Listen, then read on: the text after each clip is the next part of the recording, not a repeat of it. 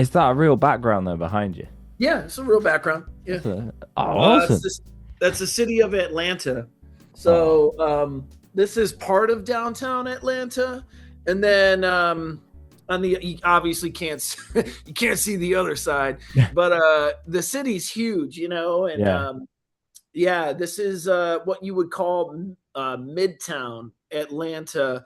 I am right outside of where the Atlanta Falcons play, the football team, if you're familiar.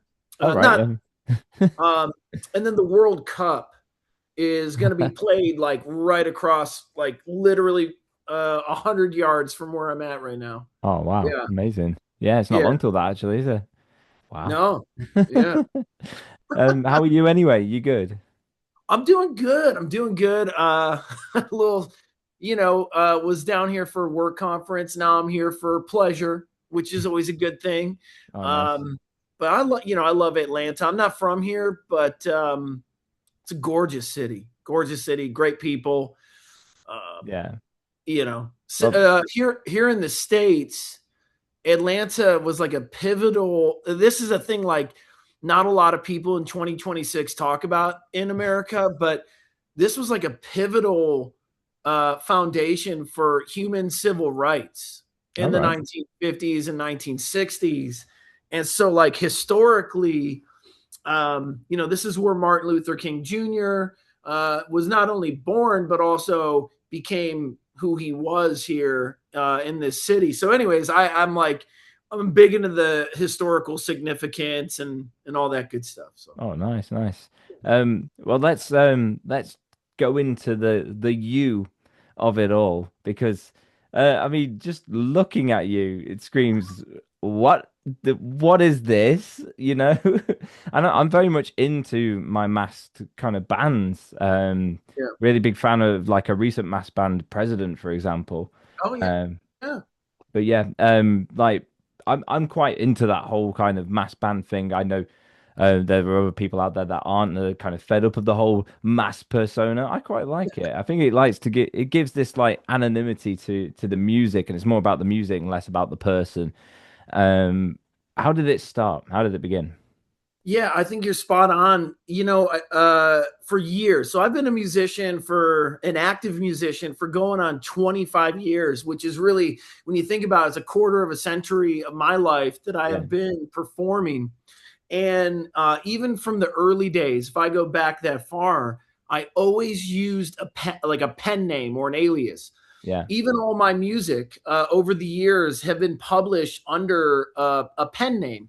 And right. I don't know if that started because as a kid, when I grew up in the 80s and the 90s, pro wrestling was like a big thing. And so everyone had this cool like alter ego. Yeah, And then when I became a teenager, I started doing like backyard wrestling. That was real popular in the time. And so I had an alias back then. I had I had the whole thing. I had merch and whatever. And then with the mass musician is interesting because I think if you ask most people, they might be like, "Oh, Kiss always wears the face paint," or yeah, Slipknot, like the big dogs, right? yeah, But for me, so I grew up in Cleveland, Ohio, which is, some people have their thoughts about it. I think worldwide, people know Cleveland, Ohio as maybe the home of the Rock and Roll Hall of Fame. I know when people come to Cleveland, that's where they normally go to. yeah, But from a real musical standpoint, you look at bands like Nine Inch Nails, started in Cleveland, and referencing The Mask, there was a band, they're still active, but it's not the same band that I grew up with. But the band was called Mushroomhead. oh yeah, yeah, And they were, when I was growing up, they were an underground, heavy, avant garde metal band, and they all wore masks. And yeah, they literally grew up in my hometown. So I got to learn from them. I got to become really close friends with them. Like, I was very lucky because they signed a contract with Universal Records, which it's just a huge record company, yeah, but they still kept their masks. They still kept this, yeah, like you said earlier, like there's that anonymity. yeah, And so I wear the mask now because I it's an homage to some of the bands I enjoy, some of the bands I grew up with. It's an homage to Mushroomhead, Oh yeah, but also I am a firm believer in separating my personal life and my artistic life. And with the prevalence of artificial intelligence and it being unregulated, I was watching John last weekend tonight with John Oliver last year, and he did a whole story on generative AI, and a lot of it talked about how a country like the United States, we don't regulate what people do with AI, and so women, children, young women were being sexualized without their consent, and their images were placed on bodies that weren't theirs, and people's voices are being stolen for identity fraud, all these things, right? And I already like to keep my life separate yeah. because nobody needs to know about the board. Like, let me have that piece. But um, this is, I've had my photograph or video taken for 25 years, and I worked really hard to scrub a lot of my life off of the internet because I don't trust. Quite frankly, I don't trust some of these American companies that have our data, and so yeah, I started wearing the mask. Now I will admit it gets very sweaty. It gets very, very sweaty when I perform because I also Bet that's perform. been washed a few times. Oh, it's certainly been washed. Oh yeah, because I perform in another group, a hip hop pop group called ZUP, ZUP, Yeah. and I'm a very high energy performer. So by the time I get off the stage, you can literally like wring the mask out, and it's disgusting, but but it's cool, man. But no, it is yeah, I like to have that definitive line, Yeah. and I also if people don't like what I do, or subsequently if they do like the art that I create, if I go to have a coffee or if I just go like hang out by myself, which I do a lot, no one's gonna recognize me, or at least maybe that's the hope. Yeah, yeah. Um, But there's still because there's I am still like enough of you there, human wise, that I'm not like, who is this behind it? I can kind of make out a human, but it's not the whole yeah, thing. So I get it. Yeah. yeah, it's I have experimented with different masks. I think this, wearing the ski mask or the balaclava, as some people call it, um, I'm influenced by political punk band Pussy Riot, who you know really speaks out to me because I consider myself a political artist. Yeah. We are talking about tough items, we're talking about tough situations, reality. Yeah. Like we're not like we don't live in like I don't live in a fantasy world. I live in the real world. And so I look to a band like Pussy Riot, but also there was a really fun band that I played with. God, I don't remember when it was. Must have been like 2014, but they were a punk band called Masked Intruder. I don't know if you've ever heard of them, No. but all of them wore ski masks. And like it was just this punk band, and they were great, man. They were really cool. But also, Callum, I love lucha libre wrestling. I have been a lifelong lucha libre Mexican. If you're not familiar with lucha libre, it is a very particular form of professional wrestling that started in Mexico, Yeah, yeah. and they have really exotic or beautiful masks, and they go to great lengths to protect their identity. Like if they get hospitalized, they wear their wrestling mask in the hospital. Hard if Like, you need jaw surgery or something. That's gonna be very difficult. oh, they'll just cut around, they'll cut it and then they'll stitch it back. Yeah, oh yeah. So lucha libre, yeah, like I'm a Yeah, huge I pro, can pro wrestling guy. I can definitely see the wrestling kind of influence from what you're wearing and stuff like that. It's not something so much like here in the UK and even in Europe is a big thing, but we see a lot of the American side of things, and we get a lot of the American media, so we do get to see that. Nacho Libre comes to mind of all Yes. things. But yeah, so let's go on to talking about the project then, the EP, Yeah. Pills. I have reacted to it, and I do have a bit of background about it, but would you mind giving us some background yourself about Yeah. what it was like and the inspiration behind it? Yeah. So man, this was, I don't know the exact number of projects that I've worked on over the years, but this was certainly my second attempt at a solo project. So I might have done like over 40 total albums with all the different projects and bands I've been involved in, but this is really my second solo project. And my first one was just, it was really bad. Like it was really, really, it wasn't good. I didn't like at the time, I thought maybe, yeah, I want to get into like acoustic. I was influenced by City and Color, if you're Oh familiar with yeah, City yeah, and yeah, Color, like yeah, Dallas Green. yeah. And my old band, we had, no, actually, let me back this one up. So, like, I was bartending an Alexis on Fire show.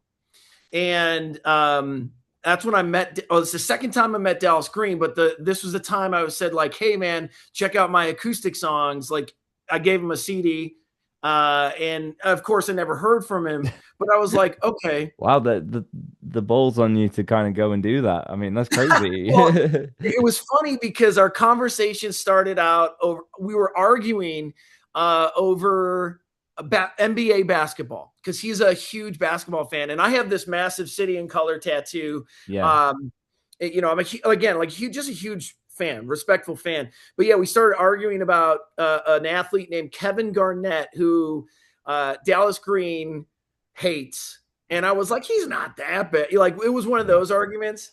But yeah, I just gave him my demo, and I hadn't heard from him. But then I started playing these acoustic shows in the hopes that somebody would like it. I don't know. Like I went from playing in bands for 10, 12 years at that point and then tried a solo thing. I did a small tour. I played with a guy named Chris Rowe who sang for the Ataris. right. The Ataris had like a big hit during like when the Warp Tour was a thing. They covered a Don Henley song and got like got famous from it. But anyways, I bombed playing Was an it acoustic was this guitar, with the mask on, may I ask? no So mask, no no mask. mask, Okay, I was gonna say like no it mask. wouldn't really work with the acoustic, would it? The mask on. Well, I Like mean, it could be a it weird might have worked. juxtaposition. Ma But masked acoustic singers aren't really a thing though, are they? no, but Could have they could have been might. the first. Callum, maybe this conversation will influence somebody to do that. You never know. You never Yeah. know. But no, it was it was fine, but I got so embarrassed. I will say this: anyone that gets up on stage with an acoustic guitar or a piano and sings, you have my you might not sing anything that I resonate with, but you have my ultimate respect because that is so vulnerable. Yeah, yeah, That is so hard to do. Man, like I just applaud anybody that can do that because I couldn't. I couldn't. So yeah, let's fast forward to 2025. I was in London.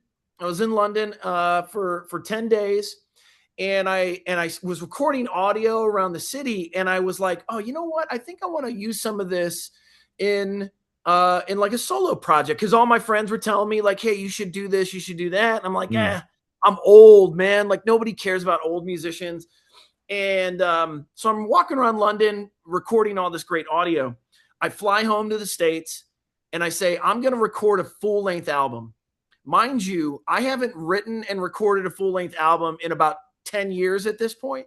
oof, Boldly ambitious. I was in over my head. I was stressed out. I was like, I can't do this. I ended up recording probably 5 songs, scrapped them all, hated them. They yeah, just didn't, there was no emotion behind it. And so I referenced that John Oliver show earlier. And in that episode of Last Week Tonight, it was about generative AI musicians, musicians that don't exist. yeah, yeah, And people, bad actors that are making money by prompting a generative AI engine to create music. As a lifelong musician, as a lifelong artist, somebody who is tactile, I like to work with my hands. I like to work with humans. I like the power of our brains. I love the experience of our lives. yeah, And so when I saw that episode, it affected me in a profound way. I didn't know that I would get so upset about technology because I've always been fine with technology. I grew up before the internet and I yeah, adapted. And but when I heard that they're using existing people's work to make, I don't know, like it, like I'll call it soulless. It lacks a soul, but they're stealing pieces of other people's lives and Yeah. their experiences to manufacture a product. A product. It's not a song. It's not music. It's not an album. It's a product that is manufactured through some bizarre algorithm or some bizarre coding. And so I said, man, what? No, like I got so upset that it was like a month later. I came here to Atlanta and I knew I was going to be here for a week. Yeah. And I said, oh, I'm going to do this. I'm going to do this. I'm going to write this. I'm going to write it right now. There's going to be no stops. I'm just going to go all the way through. And whatever my brain tells me is what I'm going to write I for love this that. project. And so I had a little keyboard. I had my MacBook and I wrote the entirety of Pills, all the music in 3 days, 2.5, 3 days, and came back home to Cleveland, recorded the live instrumentation, did all the sample work and everything, and then recorded the vocals, wrote the lyrics and all that good stuff over a period of like maybe 3 or 4 sessions. Yeah. But it was almost, Callum, the way I describe it is like it was almost stream of consciousness, Mm. uh, where I just like Was I it was just so one project, like in your door? Just one project? one, yeah, just one big thing, I love and working like that because I've done like song when I'm writing, but there's nothing better than just opening it and just going and going until you go, right, I'm done. yeah, Like so yeah, good. and I wanted to just write from the heart and no rules, no boundaries, what was upsetting me, what was I thinking about, and not letting any outside influence affect the music. And so yeah, I was isolated. I self-isolated just to compose this. Yeah. And man, I am so happy I did that. Yeah, I think, is it accessible for everybody? Probably not, but is it an artistic statement? Maybe. Do I feel like I use it as therapy? Yeah, I Yeah. do, and I think that's the value of any good art, is that the creator has a purpose. They have their intention, but then the people that take in the artwork might pull different pieces from that experience or that perspective or whatever. And so, yeah, yes, I'm wearing a mask, but I will say that this album is, over the course of 25 years, is my most personal album that I've made. Certainly some of the most personal lyrics that I've written. Hmm. Um, That was going to be my next question, really. So yeah, lyrically, like, w- you kind of explained what it was about, but if you could elaborate on what it's about, that'd be fantastic. Because you mentioned your like grievances with AI, but lyrically, it doesn't isn't just about that. no, so Pills is, it's complex like our current world. So it's an exploration of what we as humans are experiencing in the modern age. So I guess you can say it is um, my point of view or my perspective of America, Yeah. of the world at large, the Feels like a general pharmaceutical. frustration, but like a frustration that not only you're feeling, but quite a lot of people are feeling right now. Yeah, Callum. I think it's having being told a promise your whole life. Growing up, you're told a promise of a better life, a better world, a more equitable world. I think in America we were indoctrinated to understand what the American dream was supposed to be, Yeah. and the reality is uh, starkly different than every expectation that we were told.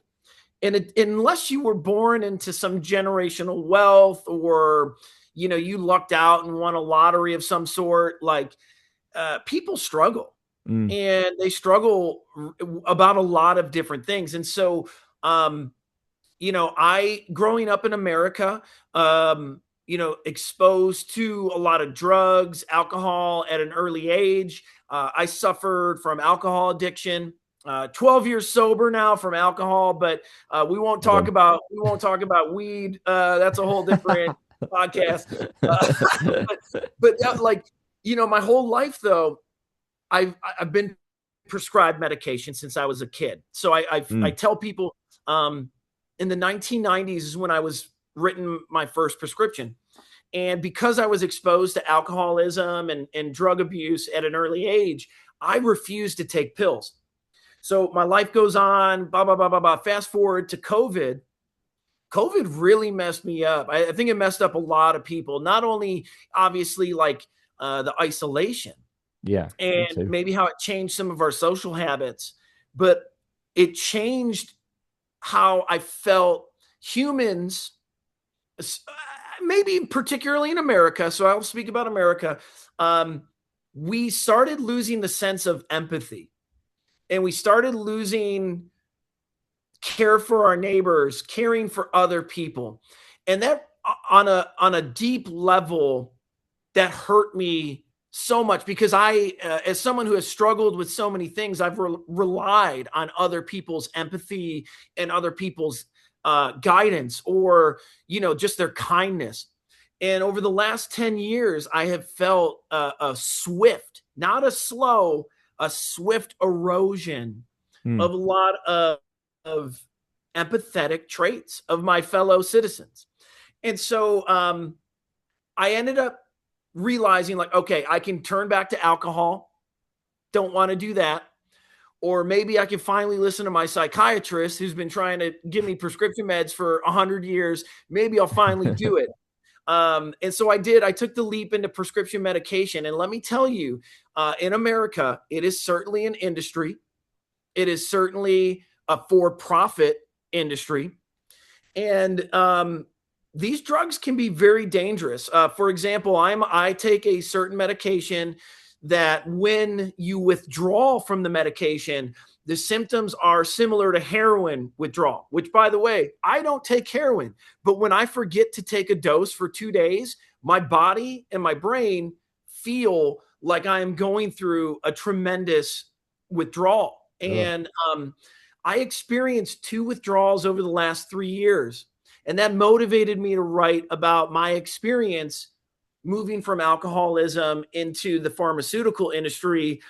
And I vented a little bit on this album. Mm. I talked a little bit about that and some of the tricks that are played on us. And what we're told, like, take your pills, you'll be fine. Like, am Fall I? in line. And so, Callum, my whole life I throw away the prescriptions. And I have total control. Whether or not like alcohol took control over me, that's a different subject. But like, Yeah, I wanted to understand, because I couldn't ask my wife, I couldn't ask my closest friends, hey, have I become a different person? Like, I can ask that question, but I think it's rude to ask that question because these people care about you. They yeah. might give you the authentic answer, but I wanted to ask myself, am I the same person I was before I took these medications? Because there are certainly times that I don't. Mm. Um, there are times that I feel like I lack emotion. Yeah, Um, and some of these medications can make you feel glazed off from the yeah, world, can't they? Yeah. I yeah, 2020 I went on sertraline, which was like an antidepressant medication, and I felt like I was like seeing the world through like some kind of glass. It was very yeah. different. Yeah. Yeah, it's so you can relate, you know that shift. And yeah, I wanted to understand for my own sanity, like, how has this affected me now looking back over these well, I think it was like 3 years. I Yeah. started taking no, 4 years. I've been on medication. And so like there's that exploration of that. Obviously, like you mentioned, the I really feel for the younger generations. Yeah. Um That's going to be I hard. think about what their future will be like with climate change, with potential. Uh, I can use a phrase like career reorganization to be very safe, but let's just say, like, hey, man, like, there are a few select people that control a platform that they do want to replace Mm, loads of careers, loads of yeah. places that people can make an income. So like, uh, are we having the right conversations for the future generations? Are Are we we teaching the children the correct thing for the future jobs? Are they right? like in schools? They're still writing down on paper. Why aren't they in front of a tablet? If that's what we're going to be doing in the future. Right. It's just things like that. Why aren't we preparing them correctly? No, It's, and and we should be. I think we are. I think humanity as a whole are. I mean, shit. What my president just threatened to annihilate a civilization, and like we're supposed to think that like, hey, things are normal, things are fine. Like I know yeah. that's just one example, but like the younger generation, I just want them to know that you can live with compassion, you can live with empathy, but you can't, those things cannot exist in the current system that Mm. we live in. Especially the And we, current algorithmic system is just focused on what's the most dramatic thing you can say right. so that somebody is shocked. And that's all it is online. Online is just shock. Who can be the most shocking? And you go back to talking about what your president said a Yeah. day or 2 days ago or something. Yeah. How Yeah. shocking that was, for the whole world to just see that. It's crazy, wasn't it? And but that's the thing that moves around, and that's what the children are growing up with. What's the most shocking thing? That'll go straight to them. They'll be given that.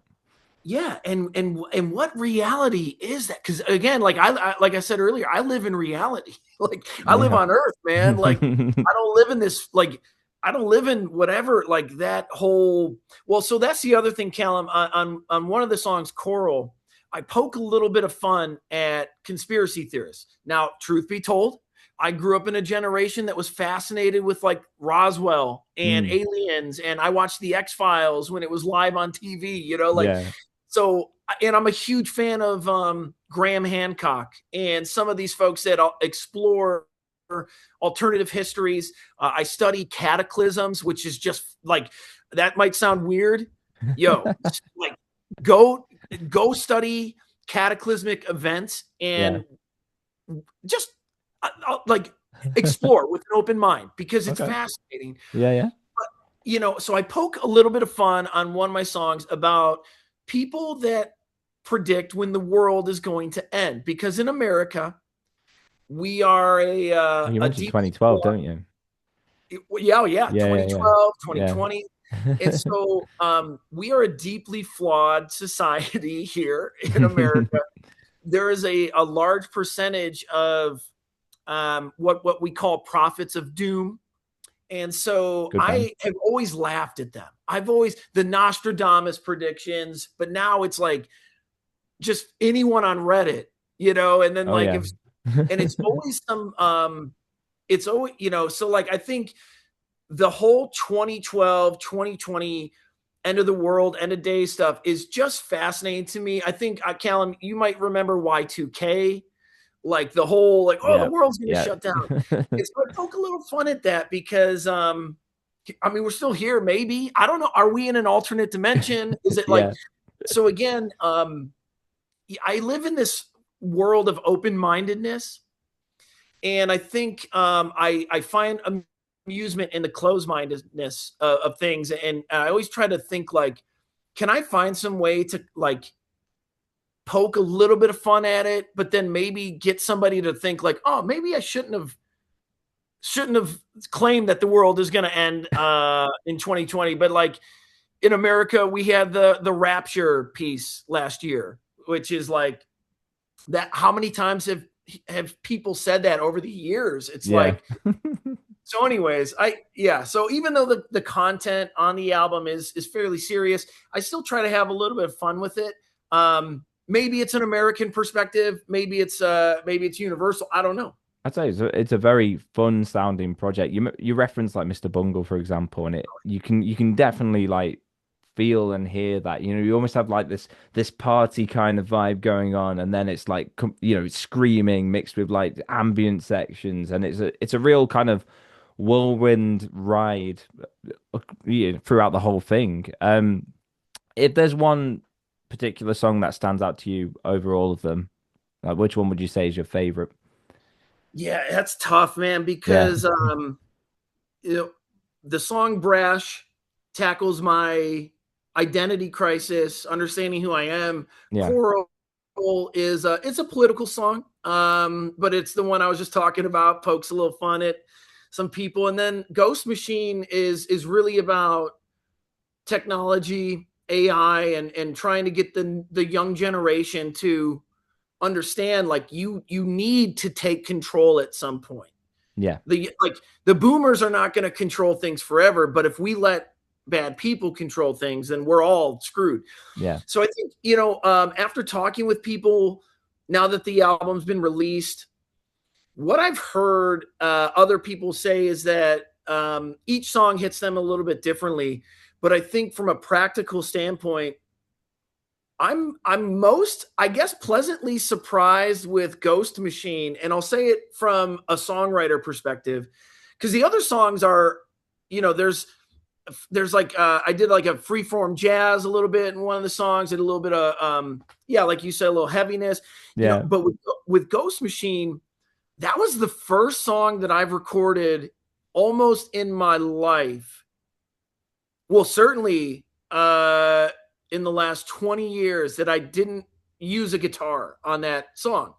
I am typically a guitar player, typically a guitar singer, yeah, but I thought that the synthesizers and my drumming was heavy enough that I didn't need to rely on a guitar to bring out like an industrial sound, yeah. which industrial music is typically, really like chunky guitars that are like heavily gated, so they're just dun, dun, dun, dun, Gent in a way, that's yeah, like an industrial guitar. And I just said, what if I can write an industrial song without a yeah. guitar? Nice. Um, and then of course, like at the end of the song, I've always wanted, in the United States, we had a PSA, public service announcement, when we were in our anti-drug era, the war on drugs in Yeah, yeah, America, where they criminalized people for just absolutely ludicrous things. Um, and so we had this PSA where this man was in a kitchen and he's frying an egg, and he cracks the egg and he's looking all mad or whatever. And he turns to the camera and he goes, "This is your brain." And then the camera zooms into the frying pan oh, this is your brain and on the drugs. eggs all getting all scrambly. And he goes, "This is your brain on drugs. Any questions?" So I use that You sample and did, goes, yeah. and that is something that I've wanted to put in a song for almost 30 years. And I found I wrote a part that I thought, yeah, let's put it in there. So yeah, there's a lot of like little Easter eggs or Mm, little tiny pieces that I threw in there, especially if you listen to it in headphones. You might catch a few of those extra things you might not be able to in like a car stereo yeah, or yeah. a home stereo. But yeah, that one was fun. I mean, I love them all, but yeah, it was probably Ghost Machine is the one that I'm like, damn, I Yeah. wrote that. Okay, It's cool. it's more Cool. of a stream of consciousness, isn't it? More than like separate songs, isn't it, in a way? I do Yeah, like how you bookended it with like an introduction. Very, very unusual introduction, almost with a French translation for your French listeners, and right. same on the back end. It worked quite well.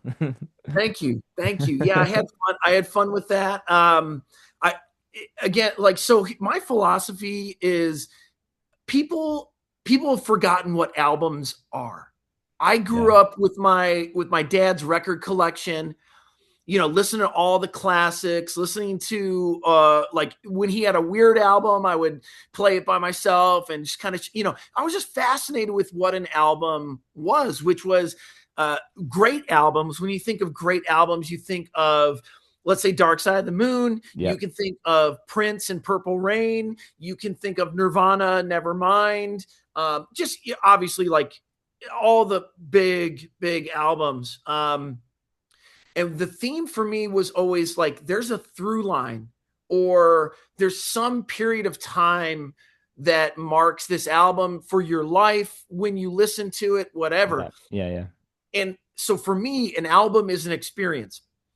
and I wanted the listeners, because my music is not obviously not mainstream. It's not music that people, I mean, how often is in 2026, how often is someone going to look at an 8-minute song on whatever they're streaming and be like, you know what?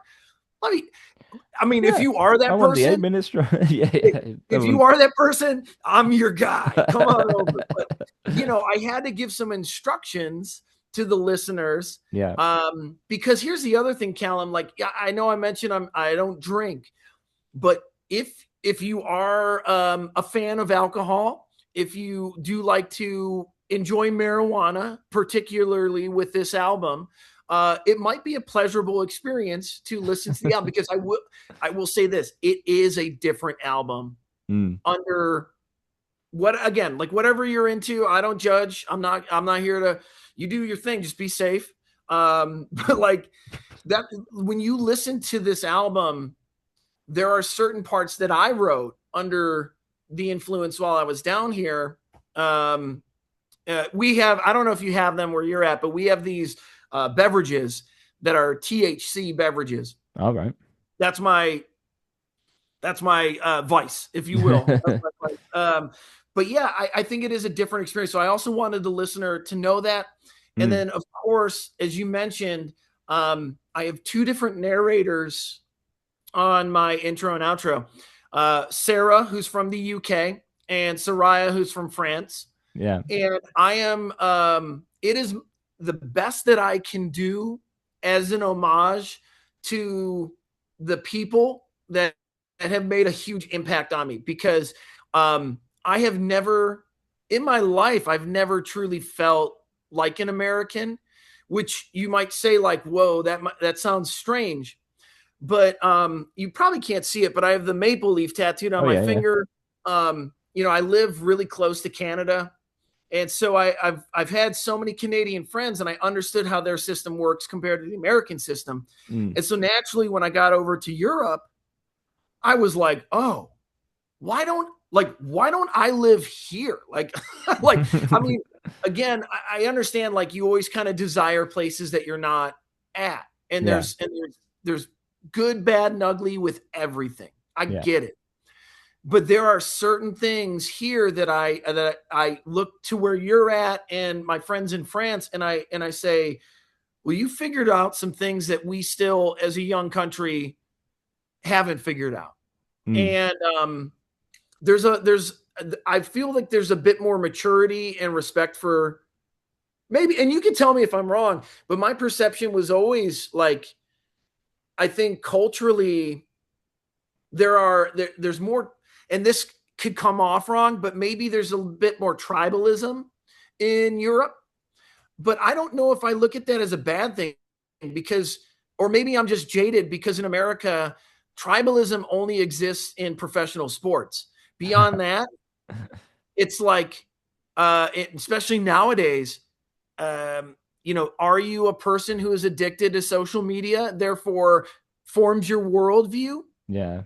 and possibly makes you a very angry person? Or do you live in if you live in the real world, I'm cool with you. But in Europe, the other thing that I wanted to pay homage to was just some of the spirit. Like, in the narration on the intro and outro, I wanted to work with people that had a bit of a cheeky attitude, or like, kind of let the listener know that, hey, yeah, this dude wears a mask, but like, I can be fun. Like, it's cool. Like, there's a sense of humor here. There's a lightness to the dark. Um, and I'll continue that theme on my next projects too. I think narration, I started doing it in my DJ sets. And that was the influence to put it on the album, because I don't like to speak on microphones. I actually have stage fright too. Maybe that's another, like, Callum, maybe you're acting as my therapist right now, because I'm now like, oh yeah, maybe I wear the mask because I like don't I'm shy. I am a shy Mm. person. You're talking about people uh, being more tribalistic in Yeah. Europe. I think I would agree. I think everyone currently is becoming more tribalistic. I think because of what's going on in the world, with so many wars going on at once, every country's retreating into itself and trying to figure out how to be self-sufficient, and especially with America and all the trade kind of blockades that are going on, we're having to learn to be more self-sufficient. You know, the special relationship, whatever that was, is kind of becoming no more. So we're having to do a lot more ourselves. It's quite a difficult world to be in at the moment, isn't it? Yeah, it And is. It is. And I feel for you. yeah, you're I mean, talking about a second project. There's still oh yeah, so much going on, but I'm sure there's a lot of inspiration there. yeah, yeah. So I'm in Atlanta currently, and tonight I'm starting working on my first cover song for Jade Ring, because I have a show, a sold out show, by the way. Oh Very wow, excited. well done. It'll be my full debut performance. I am opening for a legendary band, and that's probably why it's sold out. But Okay. I want to make sure I have a cover song ready. And here's the other thing: is like we just talked about. My songs are very long. People might not give it a shot. They may or may not. But I wanted to do a cover song that's in that 3 to 4 minute range, but still embodies my influence. Right. And so I am working on a cover of Bjork's "Army of Me," Oh, which I'm nice. very excited about Yeah. because it's got a sick bass line. I've been looking forward to modernizing that song for a while. Yeah, I'm And excited to "Army of see what you do Me," with that. oh, it's gonna. I think I'm hoping it's fun. Yeah. We'll find out when I start writing, like putting my parts together tonight. But yeah. Can So I'm gonna can I work on. ask what the legendary band is? Is it Oh man, okay? well, and Bjork. I mean, so solo artist, expresses herself through art and maybe nonconformist music. Mm, And so, like when thinking of what song to cover, like I was like, oh yeah, that might be it. That kind of might makes be it. sense. Yeah. Yeah. And Yeah. so I'm working on that, and then I already have my next album pretty much ready to go. Oh, already done. Nice. I got a little bit more. I got a let's be real. I got a lot more work ahead of me, but as far as the next album, the goal is to release it this fall. Um, we have very long winters here, and I want to give people something to look forward to in the wintertime. Nice. So I'll be working on that album in Detroit, Michigan, probably later in April, Yeah. and like kind of wrapping that up. Like, yeah, so it will explore. I won't tell you what the name is, but we already talked about what this album is about. Nice. The next one is going to be about living with grief and then grieving the living. So it's going to help Grieving the me process living. grieving the living. So, for example, if you know of someone who might have dementia, Alzheimer's, a condition that Oh, okay. I think I got alters you. Yeah. the person that you knew, Yeah. and that person is forever changed, it you go through a certain type of grief that is different from the loss of life. Yeah. And so I want to explore both of those themes because it's deeply personal to me, but I also feel like it's personal to a lot of people. And Yeah. you can't have enough information about people's experiences through that process, because as you experience grief, there might be a voice out there that just clicks, that Mm. just says like, oh, okay, like through these words, i I understand myself a little bit better. That's kind of, I think with Jade Ring and my project, it is going to explore heavier or taboo or risque topics or self-reflective topics. I want to write about things that mean something to a human, Yeah. and not to a corporation. I Yeah. give a shit. Well, I don't know if you bleep out whatever, but I don't give an F about corporations or profit. I have famously in my life refused 3 major record label deals. Uh, did I miss out on opportunities? Yeah. Did I retain my integrity? Yeah. And Yeah, I'm happy with it. I'm that's good. happy with the choices I made. And so, like, being human, finding the connection to humans is more important to me than writing a bubblegum pop song or a country, an American country song that everybody seems to be able to write with the help of their generative AI tool. Yeah. It's like, So, dude. mixing, mastering, producing, you do all that yourself. You did that for Pills. Is that the same on this album? Do you outsource at all to anyone? Yeah, so that's an awesome question because that is like, yeah, that's a music guy right there. That's a music question. I like it. Um, so I do. I have a great studio at home. Yeah, It is a. I appreciate my wife because I have taken over a significant portion of our basement to put this studio together, and yeah. yeah, so I record my music at home, all analog. I do use a digital Analog. interface Okay. to record into the computer. Yeah, Um, my preference. So I use a number of different amps. My preference is to use my Sun 200S. It's a 1968 tube head. It was manufactured in Portland or near Portland, Oregon. yeah, And I have a whole range of Sun amps and all this stuff, but those are my favorite because you can the clean channel on a Sun amp, an original amp is so pristine, but it has such warmth yeah, that you can put any effect in front of it and it's going to make it sound so much better. So yeah, I'll be doing this upcoming project. I'll definitely be using a lot more synthesizers, mm, a lot more analog effect pedals.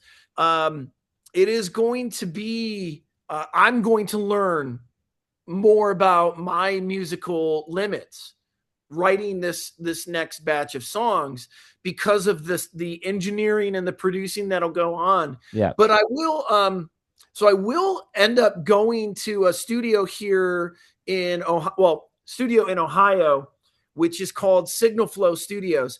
And I'll work with an engineer named Chris DeCola. He has produced Billboard albums. He's worked with some awesome bands. Yeah. He's a great engineer. So he'll end up doing my vocals because for some reason I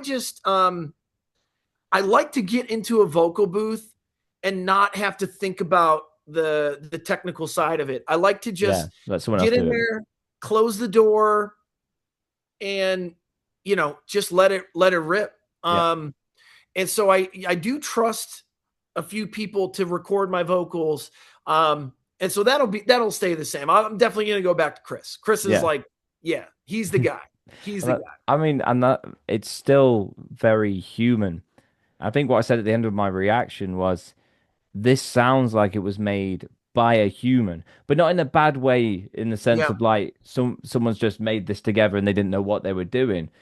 It sounds put together by a human, but it sounds like something that no AI would think to come up with. I mean, how could an AI think to do like an introduction and then a French translation of that introduction? And then, and everything in that project, you think, okay, this is so far removed from that world.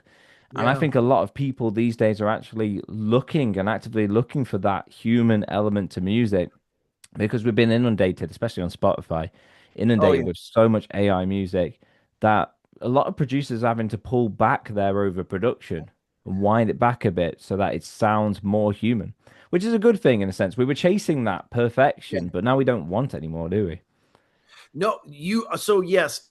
Now I can tell you've been doing this for a long time because there was a period of time where I would go in the studio and want everything to be perfectly lined up, Hmm. quantized, like Yeah, yeah, like everything had to be perfect because we could. yeah, Because I recorded my first my first recorded music was on cassette tape, and then my first professional studio still recorded to a DAT tape. So like mm, um when digital hit, it was like, whoa, we Yeah. can make everything so like pristine Yeah. and So sonic and slick. great. Yeah. And so you're right. I'm glad you caught, you know, there are mistakes on Pills? Absolutely. Could I have recorded the guitar solo more than once on both songs? Yeah, but I didn't. Like, that was what you got. I went downstairs in the basement, recorded the solo, and I was done. And I Yeah. was like, that's a guitar solo. I don't need to sit there for a day and try to make it perfect. Like, listen, I'm not even a great guitar player. So, like, why would I pretend To be and put it perfect. on Yeah. record? Like, I mean, I'm going to have to play the songs live. think of those albums you love. Think of Nevermind. Think of any Guns N' Roses kind of project. They're all mistakes, and there's mistakes Yes. throughout them, and that's what makes it beautiful. Bohemian Rhapsody, full of Oh, mistakes, but also it was beautiful and perfect. In yeah. a different way. So, yeah, I'm glad you're chasing that because there's often a lot of people who aren't, Yeah. and they can easily put their mix into some AI master, and it will just make it sound professional, and Yeah. that's frustrating. Yeah, I think one of the things that I remember when I was younger, because I've always sang, I've always recorded vocals, and I remember an engineer that I worked with many years ago cut out all of my breath noises. Mm. So when you take a breath before you sing a part, or after you, like, maybe you do an aggressive part and you're trying to catch your breath, you're not like you're dry heaving, you're just catching your breath like normal human sounds. Yeah, just But I breathing. remember when he cut every single one out of the album. Yeah. I'm talking hundreds of breath cuts. God, it would take him forever. It did. But then also, like, what did it really do to improve Yeah. the song? Yeah. Not the recording. Maybe, I get it. Like, engineers are proud of their work and they should be, because it's really difficult work. But like, did it make the song?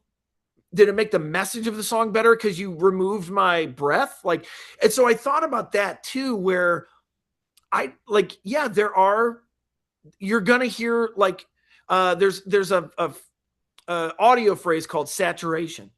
And for a long time, engineers were anti-saturation. They didn't want the hiss. They didn't want the room noise. The Yeah. the warmth is what I call it. Oh, we And love it so, now. it is very. I'm trying to think of the right word. It's not antiseptic, but it's very, like, music is very dry now. Mm. And so with Pills, I left all the saturation, try to give it as much warmth. So you might hear some microphone noise. You might hear, I might not have ended my guitar or bass line cleanly. I love that though. Certainly my synth parts are, if any, like, real piano player listen to it, they're probably like, no, this guy ain't getting any good. Like, whatever, dude. And I wasn't gonna overextend my skill set either, which is very easy to do Yeah. in a studio. Yeah. And so, like, with drums, I didn't want to do anything fancy because I'm not good. I didn't want to play an Eddie Van Halen solo because I am not Eddie Van Halen. Yeah. And so that's the thing. Like, what can I replicate live? What do I feel comfortable with? Are people going to see me perform live and say, "Oh, that sounds like the album," or are they going to be like, "Man, that doesn't sound anything like the album"? That's not a compliment. Like, I don't think, if somebody goes to see you live and they're It doesn't sound like the disappointed, album yet. It can like, be a that's problem. not good. That's No. not a place that I want to be in. Part of me loves that though. I've been to see bands and they don't sound anything like the record, but they sound better than the record or just so different. I enjoy it, and that's also a Yeah. thing. You can go for a different experience, and that's okay. But yeah, it's been fantastic chatting with you, Jade, and Yeah. I hope it all goes well for you, especially with the newer project coming out. You said in fall. Yeah, in the fall. Yeah. But link down below is the current record Pills. You can go and check out that. You can also check out my reaction to it. There it is. Fantastic. It's been amazing speaking with you. I hope you have a great rest of your day. Take care. Hey, thanks, Callum. Bye bye. Take Bye care. bye. See you.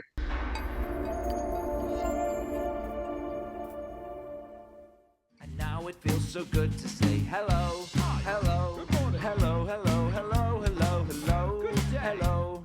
And now it feels so right to say I miss you, I love you. And God, it feels so good to say hello. God, it feels so good to say hello. Bye, ladies and gentlemen.